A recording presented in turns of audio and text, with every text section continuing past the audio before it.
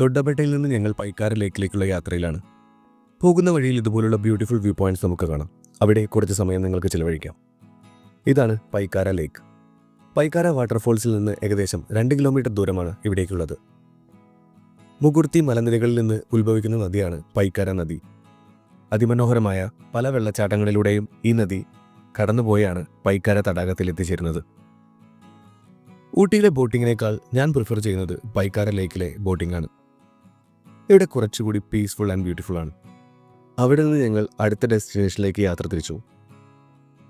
Wenlock down shooting point. വളരെ മനോഹരമായ പച്ച പുൽത്തകിടാണ് ഈ പ്രദേശം. ഒരു കാലഘട്ടത്തിൽ പല ഭാഷയിലെ സിനിമകൾ, പ്രത്യേകിച്ച് ഗാനരംഗങ്ങൾ ഇവിടെയാണ് ചിത്രീകരിച്ചിരിക്കുന്നത്. എത്ര സിനിമകൾ ഇവിടെ ചിത്രീകരിച്ചിട്ടുണ്ടാകാം എന്നാലോചിച്ചുകൊണ്ടാണ് ഞാൻ നടക്കുന്നത്.